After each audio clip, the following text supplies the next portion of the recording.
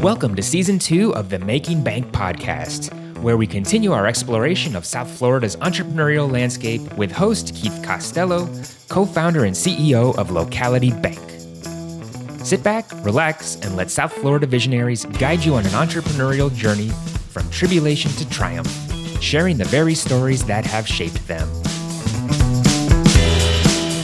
Oscar Ortiz, welcome to Locality Bank's Making Bank podcast. Thank you for having me, Keith. Appreciate it. Absolutely. And so this is a little different podcast today because Oscar started a nonprofit, but it's still an entrepreneurial effort. And it's not that much different from starting a for-profit business. In fact, his story is absolutely inspirational. And as I was talking about what he's doing, because he's asked me to kayak, and I'm doing a kayak for part of, I'm not doing all 5 days, but I'm doing 3 days of the kayak trip. 60 some odd miles. 60 some odd miles. So, but as we were talking about this, I was saying, wow, it's so inspiring what you're doing and the fact that you started this nonprofit. And I thought, what a great different angle to take in terms of, because I mean, everybody we've had as an entrepreneur, they've been all for-profit businesses. So anyway, just wanted to explain that and share that before we get into it. But it's going to be just like all of our other podcasts, except at the end, we're going to ask you to contribute money. So get ready for that. There's going to be a link, definitely, because we want to help Oscar with his cause. And you're going to want to contribute, believe me, when you hear this amazing story. So let's start out in the beginning. Like, where'd you grow up? And tell us about your family and your family history. Thank you, Keith. Although I looked this way, I am Cuban, fully fluent in Spanish. My parents are both Cuban exiles that came to this country in the 60s. Mm-hmm. So you were born in the United States? I was born in Miami. In Miami? Lived in the same neighborhood my whole life and lived in two houses my entire life. Wow. In Virginia Gardens, Miami Springs. One your parents and one yours? Yes, and my parents still live at that house. Oh, wow. So yeah, and I'm the oldest of three boys. I'm four boys. I'm sorry, I have three boys. The oldest of four boys, of which one of my brothers lives in the neighborhood as well. So it's I call it Mayberry in Miami. It's a little community in Miami. So nice. Grew up, the son of immigrants. A lot of struggle, but a lot of love and a lot of attention and a lot of focus on. I think people. My parents, you become entrepreneurial by necessity. You come here and all of that you learned doesn't really apply. You got to learn a new language. Sometimes the skills that you learned you had in Cuba don't. My dad was in college when he came. And so he had to sort of start from scratch, worked gas stations, worked hotels, like odd jobs to make things, and then eventually went to school and ended up being a salesperson for selling building materials. Used to work for Rinker. Okay. For a period of time and ran some plants for him. So went off on his own and owned a couple of businesses. But yeah, it's I think the story and very common in the Cuban immigrant story. People came over and you had to be entrepreneurial where you were, whether you wanted to or not. Yeah, you had to figure it out and start from scratch. Now you think about that, the effect that. The number of people who came from Cuba and most of the people who left, a lot of them were business people and business owners and came here. And really, if you think of, some of the names that we associate with the success of not just Miami, but South Florida or the state of Florida and this nation, a lot of those people came here from Cuba. Yep. It was without a doubt. That was truly the first wave, at least the first waves, was truly political. A lot of immigration, and that's a dangerous topic, but we're not. A lot of immigration. And as I say, I'm grateful for the opportunity that this country gave my parents. Yeah. And what that led to for me, in one generation, my parents, I had the opportunities to be on par with my peers who've lived here for multiple generations. That's incredible. Yeah. I'm incredibly grateful. That doesn't happen anywhere else. Right. And you think about, all the work that your parents did to get you, it's like, hey, we're doing this for the next generation, right? Yeah. And that guilt that we all have, that's annoying when you're a teenager. Right. You come to appreciate as you get older and you start to recognize. I mean, I go through this process periodically. I imagine what it would be like. Imagine and this happens but I look at my parents. It happens in other places too, but I look at my parents. Imagine you had to pick up now. You lose everything and you got to go to another country and start from scratch where you don't know the language. Yeah. Like, I mean, it's difficult to process that. Like, but I don't know how I'd handle it. I mean, we'd figure it out, but man, it's a daunting consideration. Yeah. And that's what so many of these people did. So what used to be annoying guilt is now, it's fuel. As you get older, you're like, all right, I owe them. Look what they did for me. Well, and if you think about, and I've talked to we sit here with a lot of entrepreneurs telling their stories. Most of them have overcome some really big obstacle or obstacles, and those things have made the difference in their life. So, that is, what doesn't kill you makes you stronger, right? I mean, it just is the way it is. So you ended up going to college, obviously, because I know you had a professional career before you grew your beard. Yeah. So tell us about that. Yeah, I went to high school, Miami Christopher Columbus High School. It's an all-boys Catholic school. Yeah, fantastic experience. And then stayed local, went to FIU. Again, being the oldest of four boys, the exploring going away was financially something that would be challenging for the family. So, and I was dating my wife yesterday. Was 37 years that we've been dating. So wow. Yeah. So we, went to FIU, kind of didn't know what I wanted to do. That's not uncommon. Yeah. And ended up with a degree in finance. Just looking at accounting, I was like, I don't want to do that. And at some point you got to get something. Right. I got to get out of here. So got a degree in finance and never worked a day in finance in my life directly. Okay. I mean, I ended up in accounting at some point, but I ended up with a sales job at ADP, selling payroll. Did an interview and it's like, I don't want to be a salesperson. That view has evolved through the years. Right. Everything is sales at some level. So worked for ADP for about 5 years out of school. Then had the fortunate transition. I started working with Harland, who does all the checks. Yeah. And sells some software to banks. Ended up in that situation by just a chance. The person who hired me, David Moore, my old boss, I think, he was with the ICBA for a period of time. David says, I need to hire somebody during the interview. I need to hire somebody who's like a blend, someone who can work in territories outside of South Florida, because Miami's kind of unique, but who still can speak Spanish and interact with the unique culture that is Miami. And he's like, you fit the bill. So I worked with David for about 5 years, and that's how I got into the banking space. Built a lot of relationships. I think we met way back when. Yeah, going to FBA events. And then about 5 years after that, Crow, CPA firm, came calling and said, hey, we're looking for somebody. They had just moved down here. They purchased Jeff Carrier, and they were looking to build this here. And I said, I'm not an accountant, and I don't want to be an accountant. They said, no, we need someone to build, to help us build the market. And great group of people, and ended up with them for 16 years from a sales role to leading the financial institutions practice nationally and leading the audit practice nationally for the last couple of years. They allowed for so much growth, and it was great because it was, although it's a 4,000 or 5,000 person firm, incredibly entrepreneurial, and allowed me to kind of, it's like running your own group and running your own business. Sales is that. I mean, you go out and you're chasing. Right. Did that for 16, almost 17 years. Wow. And then the beginning of COVID was given the opportunity to, and we'll get into the foundation in a moment, but sure. That's beginning of COVID, everything changed for everybody. Yeah. So it was like a reset, and it was an opportunity to kind of do some self-reflection. And, I'm 53. You start doing, what am I going to do with the rest of my life? We're on the back nine. Yeah, exactly. So let's be intentional. Let's be purposeful. And that's where the opportunity to run the foundation, we'd grown a little, and we needed someone it was all volunteer. And you get to that point where you need to invest more time and resources in order to have a greater impact. Yeah. And so that's where really we really got to know each other when you were working at Crow and through the Florida Bankers Association. And yeah, you're really very respected in the industry, and just had a great career. I mean, you were a very respected person, and you were always at all of the events for the industry and speaking and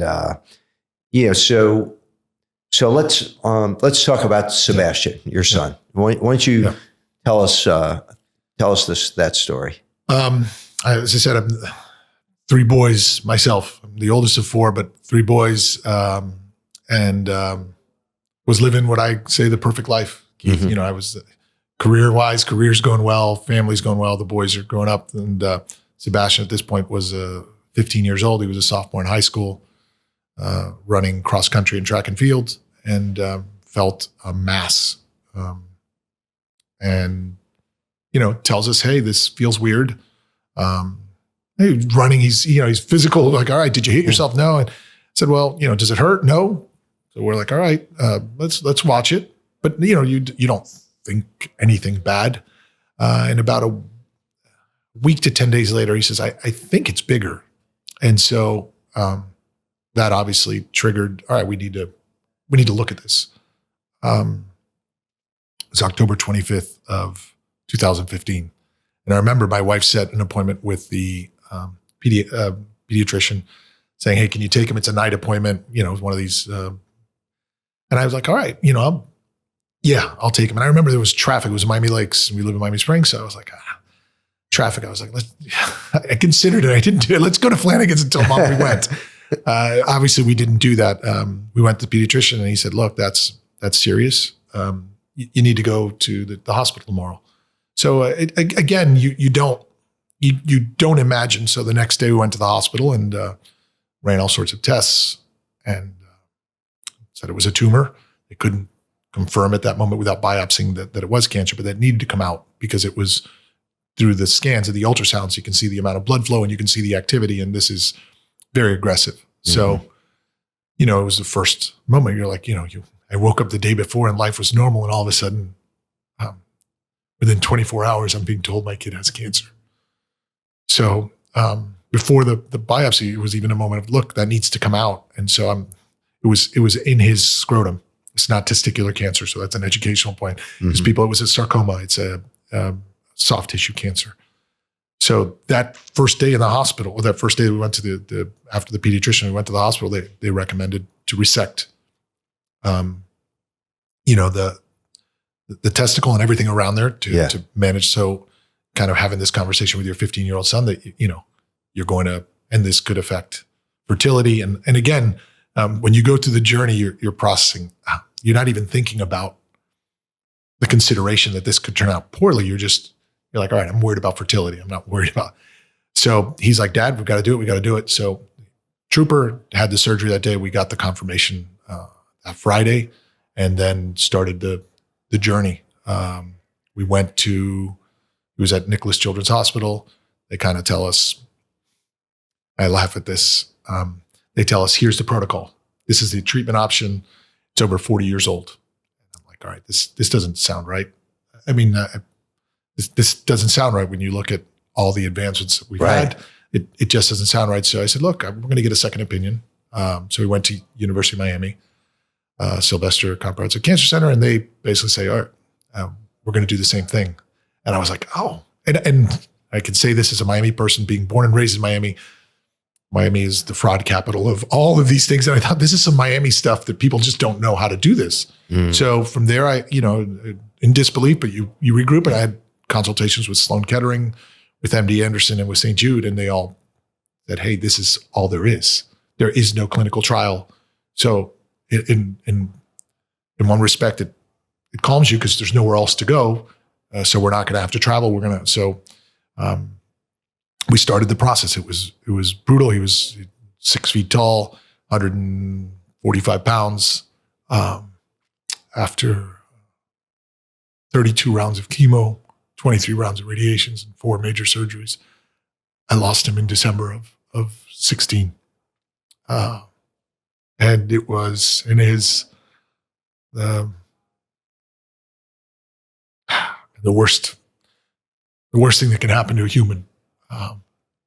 But yeah, got knocked down, and right away, I mean, one of the more difficult things, it's horrible to watch your children suffer, whatever, when they're sick, when they're littling, because you feel helpless. Right. We got to have a lot of really important conversations.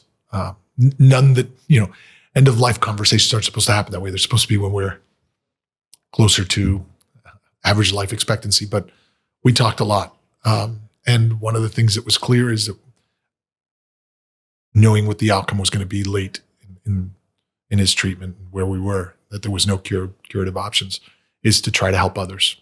How do I turn this into something, and how do I channel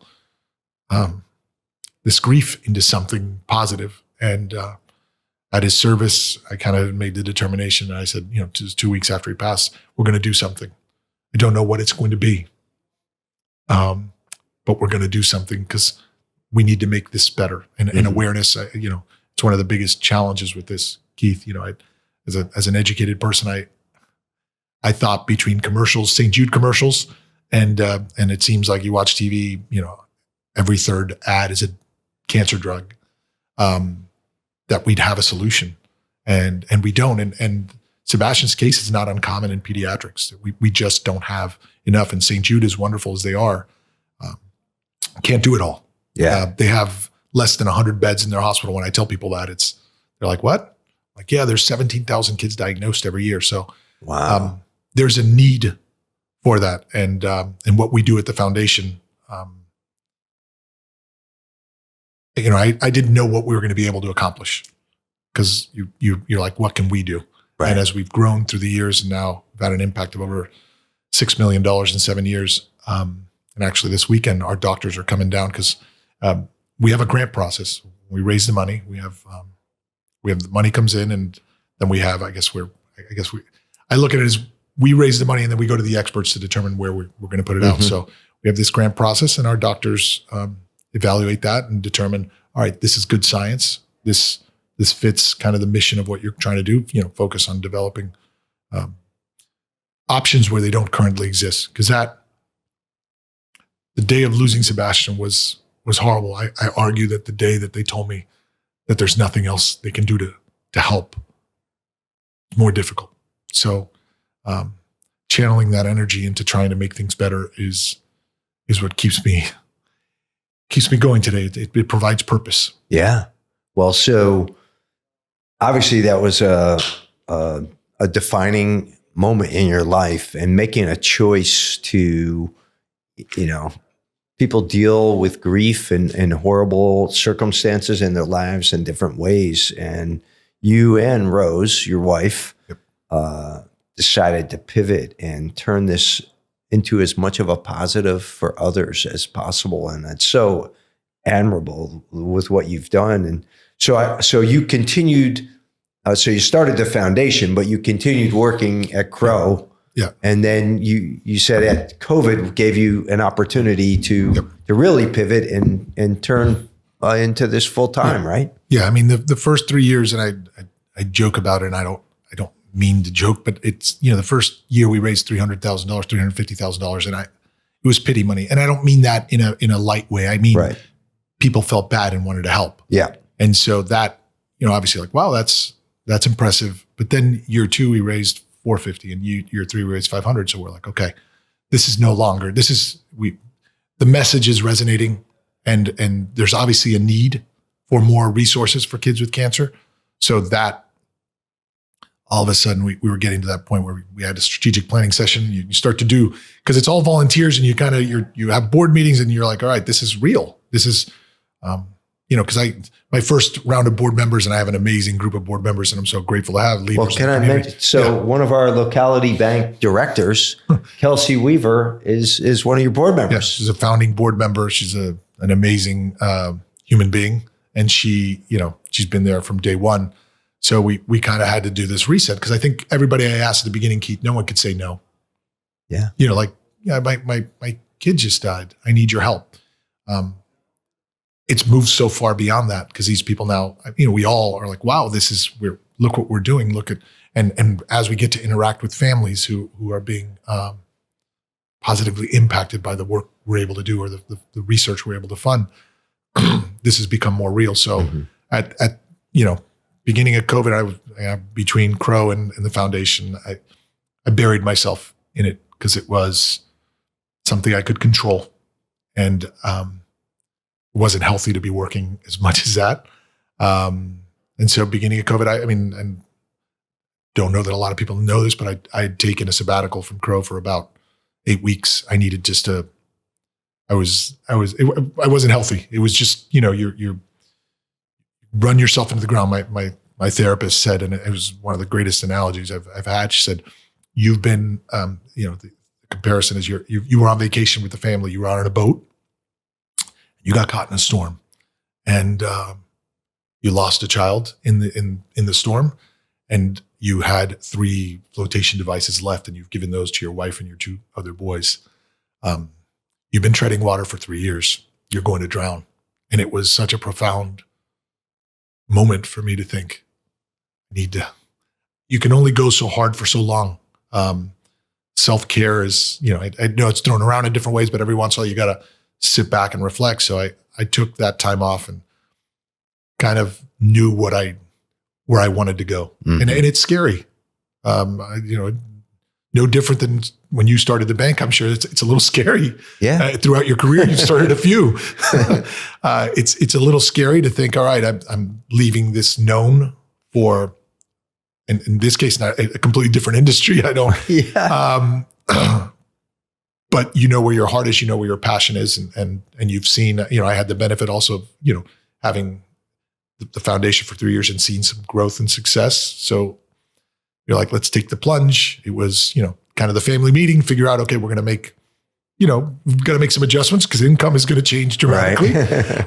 and that's fine. It's a known, spoke to my boys, spoke to my wife. Rose went back to work full time around this time to get insurance because insurance, I didn't appreciate working for large companies all my life.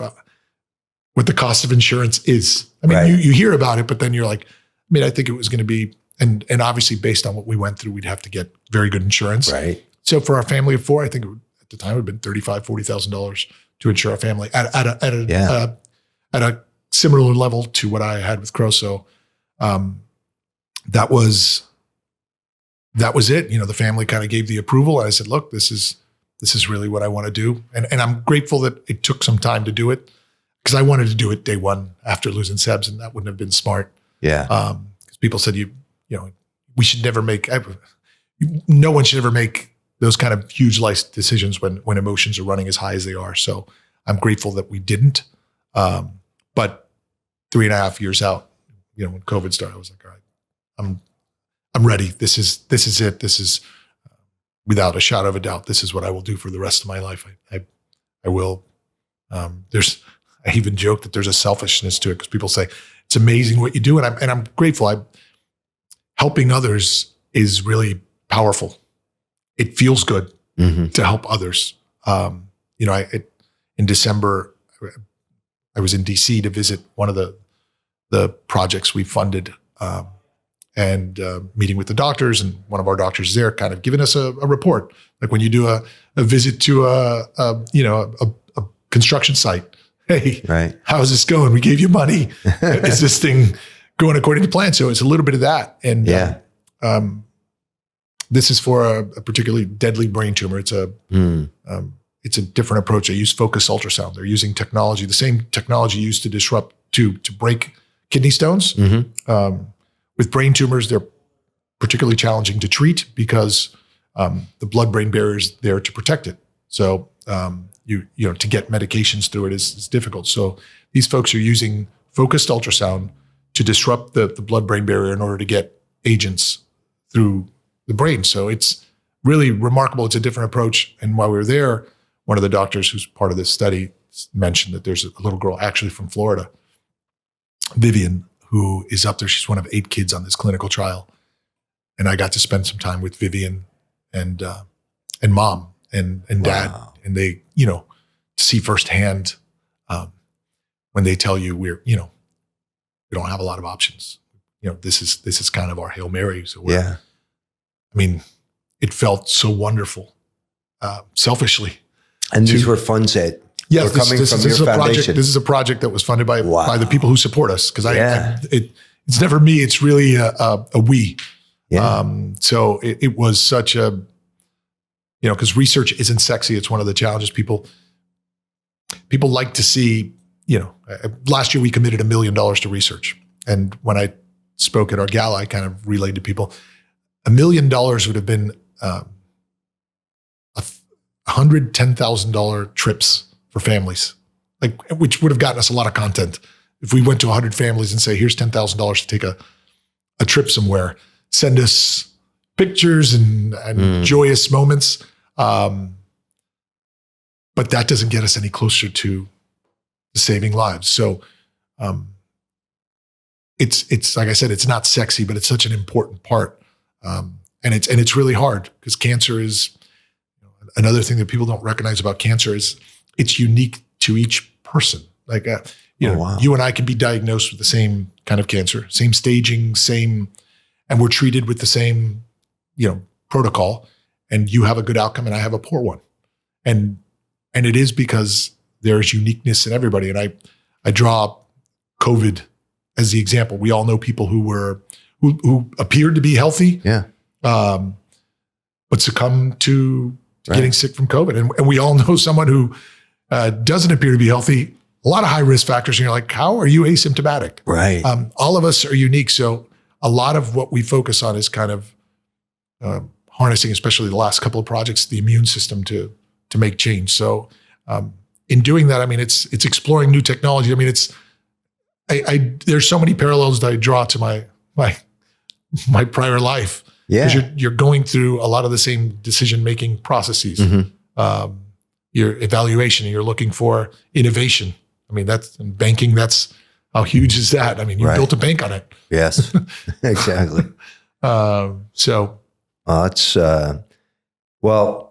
It's an incredible story, and so admirable with everything that you've done. And tell us, so going forward, what do you said you're going to do this for the rest of your life. So, where are you at in terms of growing the organization and what's the future look like? Yeah. We've crossed the $1 million mark last year. Congratulations. Thank you. It's almost like I draw the equivalent to $1 billion in banks, some of that.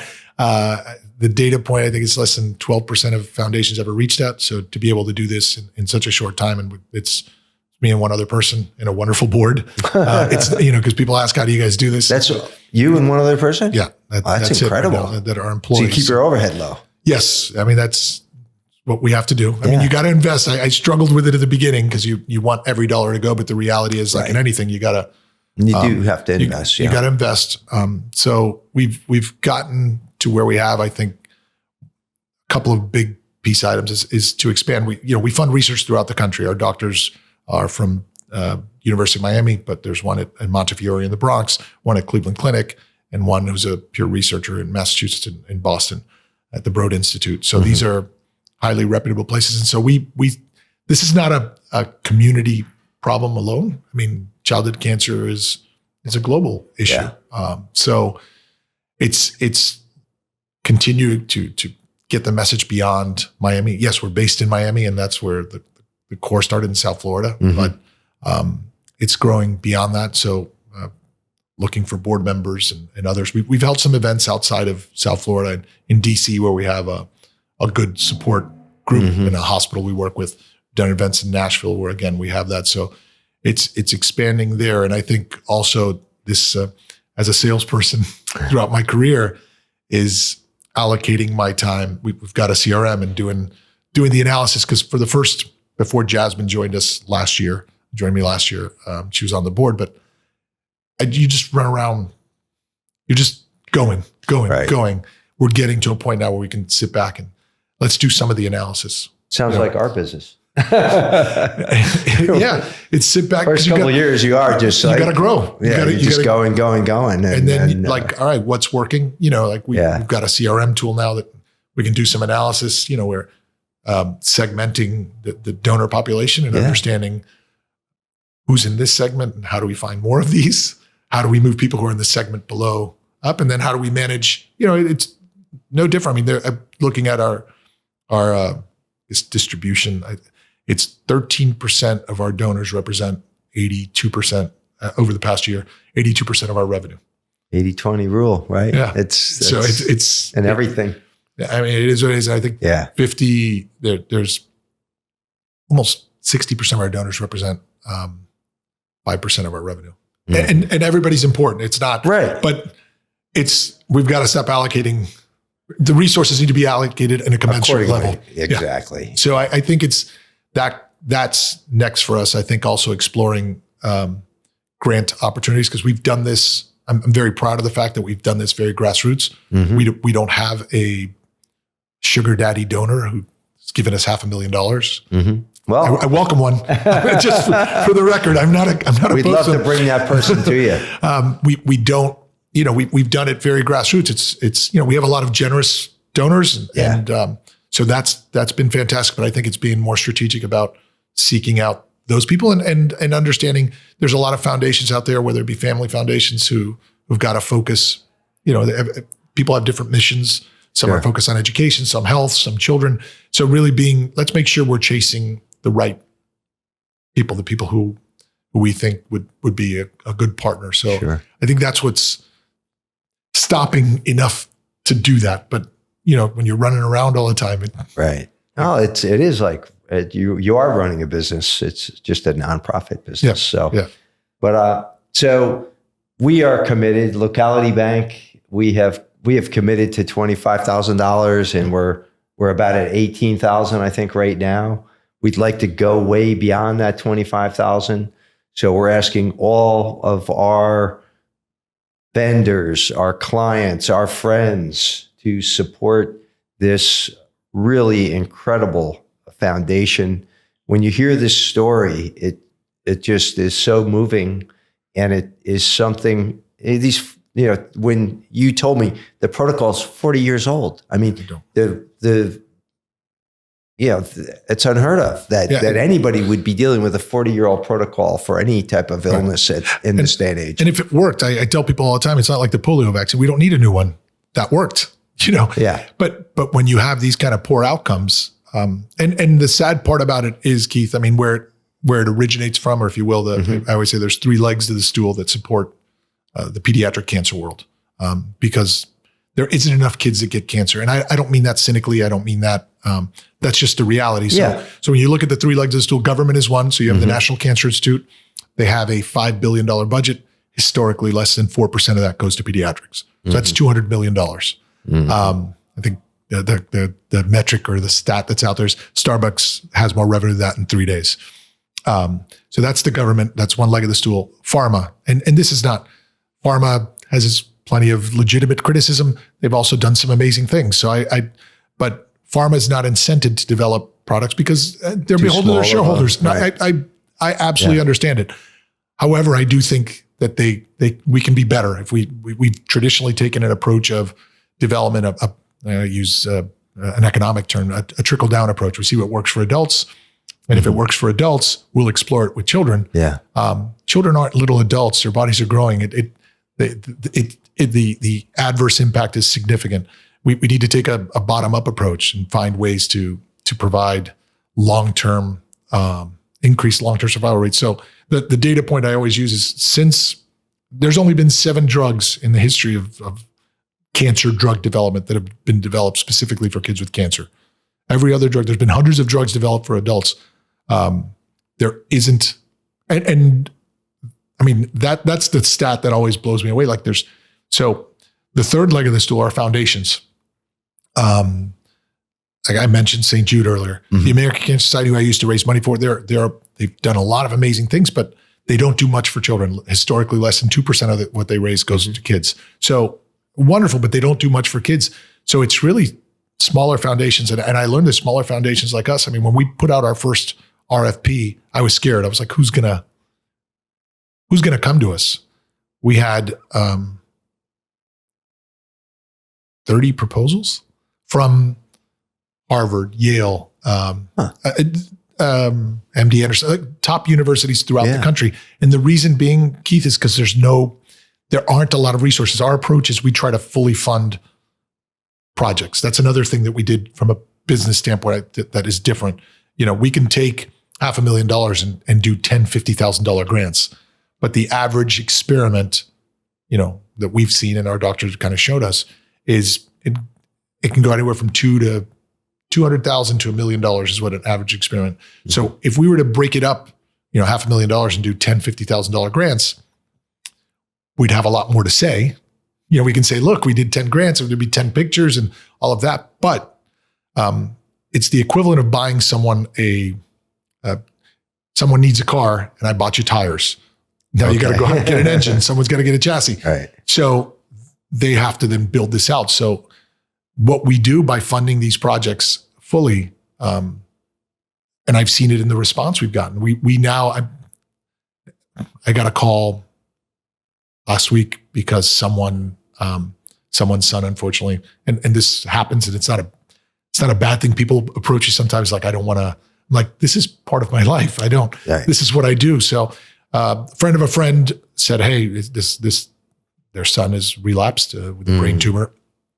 And they were like, can you help? I said, I can help you put you in touch with people because that's to accelerate, and it turns out that the doctor they wanted to see was one of the ones in DC we funded. So It was a text to Dr. Wong in DC, and all of a sudden things were accelerated. So it's a small world, and we've reached a status in 6 years of we are known in this community, which is, again, it's a small world, but we're making an impact. And that's where this was validated for me, because I was like, what can we do? Mm-hmm.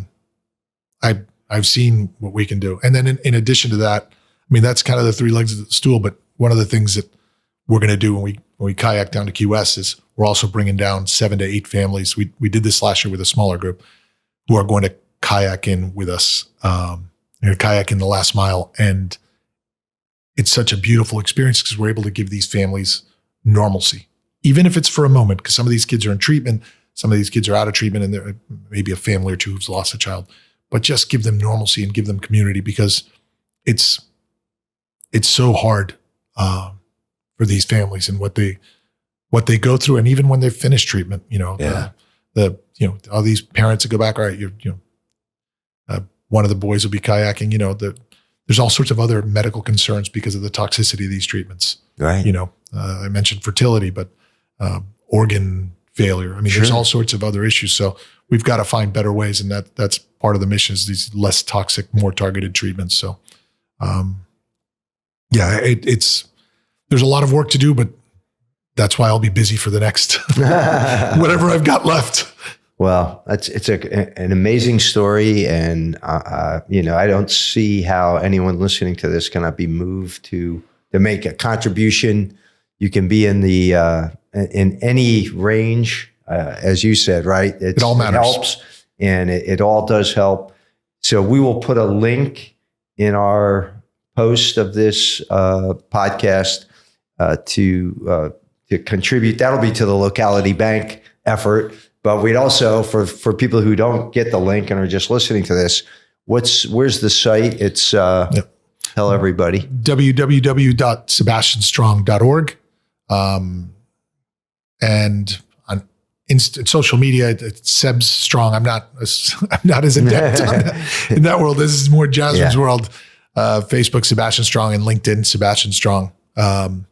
But the website will give you more information, kind of the work we do and what we're about. And we're only able to do the things we do because of partners like Locality, and it takes a village. That's real, and every bit counts.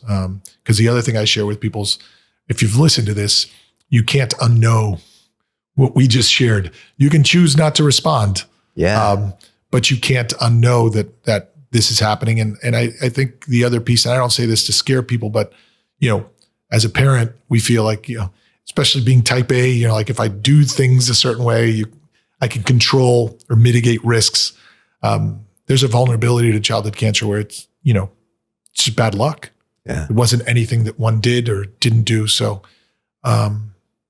we've got to make it better. I will spend the rest of my life doing so. And I'm grateful for individuals like you and your team supporting what we do. We're grateful for you, Oscar, you and Rose, and what you're doing and all the people that you're helping.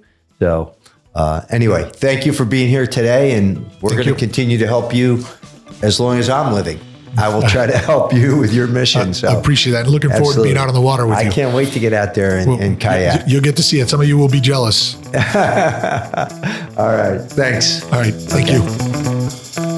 Thanks for tuning in to Locality's Making Bank podcast. Be sure to subscribe on your favorite podcast platform to catch the latest episodes, and visit localitybank.com today to learn more about all the benefits of banking local.